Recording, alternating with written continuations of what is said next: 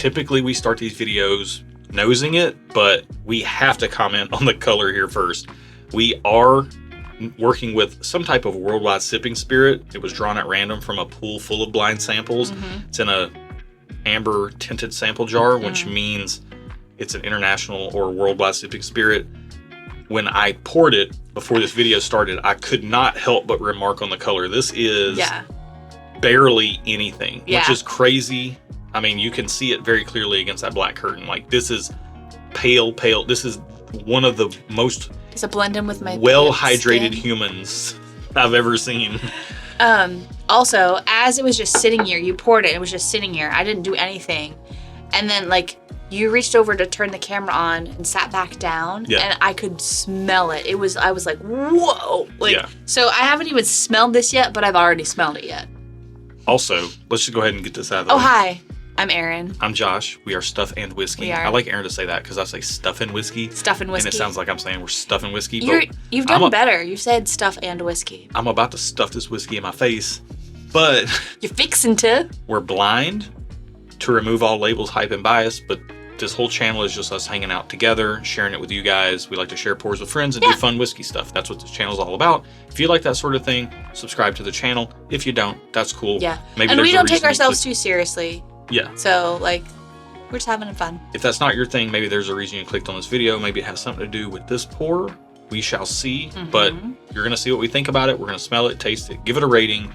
Then we'll find out the price and see if that jives with what we tasted. And then we'll find out what we're drinking, have a little conversation about it, who it might be for, and we'll go from there. Yeah. So I can't wait to smell this. It smells heavily peated. I mean, I've already smelled from a distance. Stop trying. Let's get it on the nose.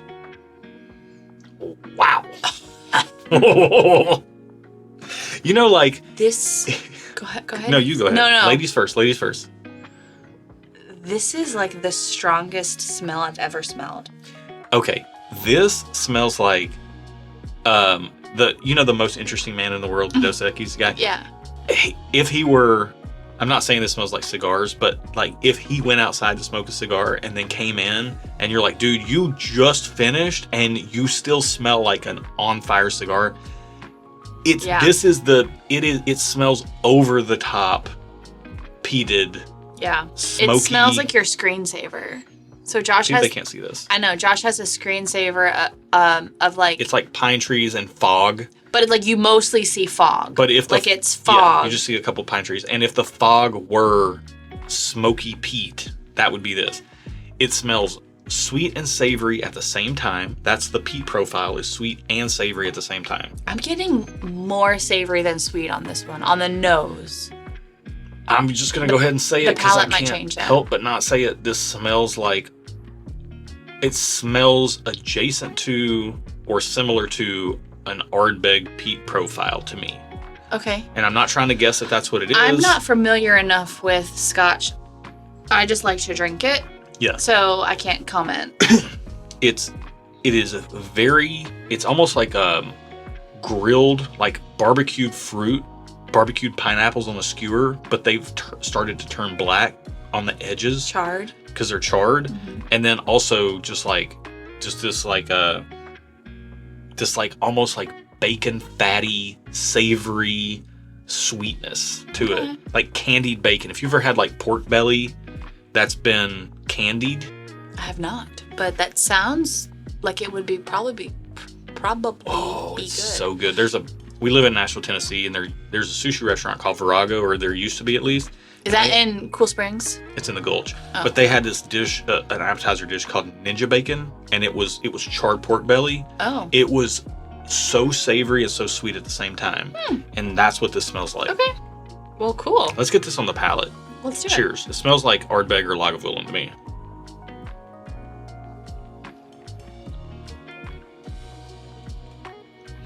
So, wow. Everything you said, like the charred pineapple and savoriness, translates to the palate. Whoa. It's almost too charred for me. It's a little smoky. It's black and ashy. Like it's the pineapple. Wow. The pineapple. Careful there. No, the pineapple just got too done. It got too charred. Yeah. A little bit. It's very briny. It's like a salt water. I kind of like the brininess. I think you'd love salt, so. I do. Whoa. It is very heavily like on the char, like the oak, smoked oak side. What? If you, so your brother, our brother-in-law, but your sister's husband. Okay. Nicholas. Oh, Nick. He loves fire. He does. And he's a little He's like a very pyromaniac. safe pyro. Yeah, he's very safe, very responsible pyromaniac. He's a responsible pyro. I would just call him a firebug, but yeah, but maybe a responsible pyromaniac is the better thing. But he's like burning stuff all the time. At my parents' house, he always volunteers to burn like the boxes after Christmas, like the fire pit. But like if you, and anytime there's a fire for s'mores or whatever, he's always doing it. He does. If you just ate a piece of pineapple. Yeah. And like a pineapple apricot mixture. Apricot, okay. And then he took a stick out of the fire, and it was black, and it had like the gray, and it was like the end of the stick that he's holding isn't on fire. I'm just being difficult. But like there's a little bit of like the amber glow around the very bottom, but like the end of it is just the black stick. Ash, and it's just like, and it's the black stick, and then it has like the little bit of the like gray ash on it. And you had just had that fruity flavor in your mouth, and then you licked the end of it. That's what this would taste like. I see that. Also, talking about whiskey on the internet, there's no way to do it and not trigger your inner 14-year-old. It's very true. All the time. This is crazy. Yeah. This is very strong. Everything you said translates. Like, I love how Nick is brought into this whole spiel. I'm sure he appreciates that.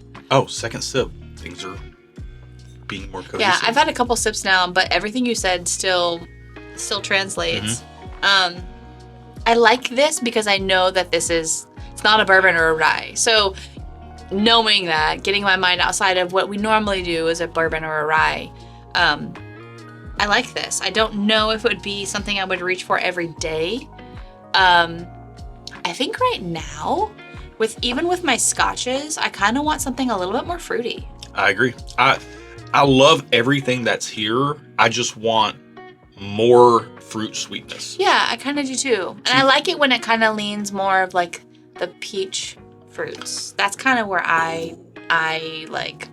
Okay. Love. I don't typically do this. I am going to wager a bottle guess on this before the reveal. Okay. But I'm not tying my opinion to it. Yeah.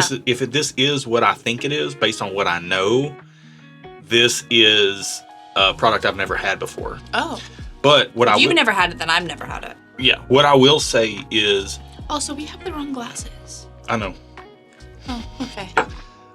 This has some sweetness in here, but so this kind of reminds me of something like an Ardbeg Islay whiskey, peated Islay whiskey, Scotch whiskey. Wow, let me get my words out. It reminds me of Ardbeg or Lagavulin. Okay. Specifically, it reminds me a little bit more of Ardbeg's profile because they have this like sweet and savory thing, which I really love. Yeah. But it also kind of reminds me of, we have a bottle of Lagavulin Nick Offerman charred oak cask. And this kind of reminds me a little bit of that, how it's just really rich and charred. Yeah. But this doesn't have the fruit that I like. Like, for instance, we love Ardbeg Ugadale. And that's more fruity because it's sherry finished. This feels a little bit more like it's ex-bourbon, so more vanilla, char. It doesn't have that fruity element to balance out. This could be something more in like that Ardbeg Corrievrecken lane, and I've never had that before. Okay. Because we put it in the pool years ago, and I've been waiting for it to pop up so that you guys could get an honest take without me having any product familiarity with it. So is that what you think could potentially be? It could be, but it could be something completely different too. So I think that's a $120 bottle. It doesn't matter. I'm going to give this a thumbs up, predicated on it's close for me between thumbs up and just okay, because it's so charry and so ashy. Yeah. There's so much of this that I love, but there's things in it that just like I want more of that fruit sweetness. Yeah. I'm with you. I'm going thumbs up, but I am I could go just okay as well because of it's so charry, so ashy. However, it's done well. And when I want something charry and ashy, I would want this. But I think right now, typically on like a random Tuesday, if I want a Scotch, I'm going to go for something that's a little bit more on the fruity side. The more I sip it, the more the char, ash, and peat subside. And this kind of happens. If you try peated Scotch, if you're not a big peated Scotch person, you really have to give your palate a little bit to acclimate. Because the more I sip it, the more those types of notes fall to the background, the more almost like white grape and peach notes I'm getting in here. I'm not getting that at all. And I'm getting white grape, but not peach. Yeah, it's getting really sweet in like a really nice way. I mean, $100 for this would not be bad.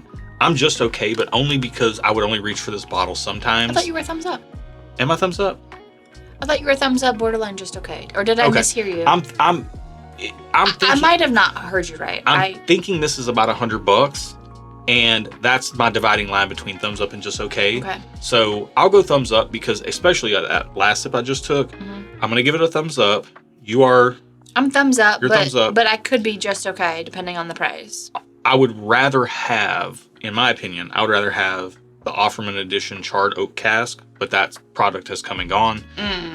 Or Ardbeg Ugadale over this, and we'll see what the cost is on this, but those are both like $90. Okay. But we'll see what the cost is. What if I told you this was $220? Just okay. I think your face says it all. Just okay. I am also just okay. Like, only because it's not quite what I want. Like, it's good, but it's like, I just wanted a little bit more sweetness on the fruit side. Yeah. Like more natural fruit sweetness. And I'm sure we're going to find out why this is that price. Yeah. It's probably age. It's probably, it might be an Octomore or something. Like, this came through with a lot. If there's anything this video showed, if we're a little scattered, look, we don't pre-record, there's no rehearsal, there's no dress rehearsal. There's no scripts. We just fly by the seat of our pants here. This would be the exact experience you were having if you were here having this whiskey with us. That's the whole reason we started this channel. Yep. If we wanted to be more well-presented, then we would do the channel a different way. I can see $220 for this, but because there's a lot going on, and I think up to this point in this video, you can see there's a lot going on, but I don't like this profile enough. But if you really like what we're saying, if you like that vanilla, ash, burning wood, type of thing, I could see someone paying $220 for this and being very happy. Yeah. Yeah, for sure. Let's find out what we're drinking. Okay. Number we are drinking. You said Octomore. It is an Octomore. It's an Octomore? Okay. Octomore 14.1. Okay. I don't know the Octomore, and you're seeing the screen right now with all the stuff here. And this is a 5-year peated Islay Scotch ex-bourbon casks. And this is thanks to Greg Johnson. Greg, man, dude. Man, I love Greg. Okay, so I've got it right here. Let's go ahead and just talk about it. Okay. Do you have the timer? Do you know how much time we have left to talk about it? We're good. Okay. Oh, man. Never mind. Well, I was going to try to find it because it had notes. It said smoked vanilla, sweet caramel, and toffee notes open on the nose with sooty smoke balance with delicate coconut and flaked almonds. I would agree with all that. I don't know if it is very sooty. Get the coconut, but I definitely get the soot. Yeah, I think that's what you're talking about with the gray ash from Nick's stick. Yes. That's what you said. Yes. Yep. That was your word picture. I said that. Yeah, this is very sooty. The Santa came down the chimney and he dropped down the bottom of it looking very disheveled. Okay. Wow. Okay. So Octomore, I think we've only ever done one Octomore on the channel before. Okay. And it was the one that, maybe it was Octomore. I said was juicy, and you were talking about the juicy seeing me in juicy sweatpants, which then led to you buying me juicy sweatpants. Yeah, which you only wore like one time. Patreon experience. Yeah. So if you want to get on our Patreon, check it out down there. You want to see Josh wearing juicy sweatpants. No, don't count on that. But you can count on Barrel Picks, an awesome community to talk with whiskey all day long over on Discord. Isn't there like even a Scotch and like Irish section of the Discord of people like Malt that? Madness section. But yeah, you can get all that in Patreon down there. Octomore is one of the most heavily peated, and peated whiskey, the longer you age it, like a Lagavulin 16, those tend to, the age mellows the peat out. So like a 5-year peated whiskey has a lot more peated punch and power. Because it hasn't aged out. Right. So this makes sense why it's so ashy, sooty, peaty. Sooty is the best word. Yeah. I've just never had to use that word to describe whiskey before. I know, me neither. But it fits. I also feel like I've been talking a lot in this video, but it's because the whiskey has given me so much to talk about. Your brain is a little scrambled, I can tell. I know. It's okay. This is a crazy one. This is probably what you'd be doing, like, if you guys were sitting here in front of us, or like at our kitchen. We wouldn't be in this room drinking whiskey. We'd be in our kitchen drinking whiskey. You'd be like going crazy. So, Octomore, I believe, correct me if I'm wrong, I believe Octomore is Bruichlotti's kind of elevated offering every year. Okay. And to that point, we do like Bruichlottie and the classic Lottie and all that stuff. And it is Islay peated Scotch, but like the ppm, like the whatever the rating is some of the most heavily peated Scotch you can get your hands on. Okay. The bottles are very cool. Ooh, they're like black. Yeah, they're black. I mean, it's a nice presentation. So it's a limited release. Lovely marketing. You're paying for some of this right here for sure. But the whiskey itself is unlike a lot of Scotch I've ever had. Yeah, same. But if you're looking for a value alternative, maybe look towards Ardbeg Corey of Wrekin. Maybe, I've never had that, but I'm assuming it tastes similar to this. Maybe look towards like a Lagavulin Offerman edition, charred oak cask, if you see that on any shelves hanging out years later. Yeah, this is super fun. Yeah, it was fun. We love Scotch. We do. Scotch. Down in my belly. Okay. All right. Thank you guys for watching our video. Thank you for sticking with us today. Be good to each other. And until next time, cheers. You know, I will say, I do... Jinx. You owe me a Coke. No, I do a Coke.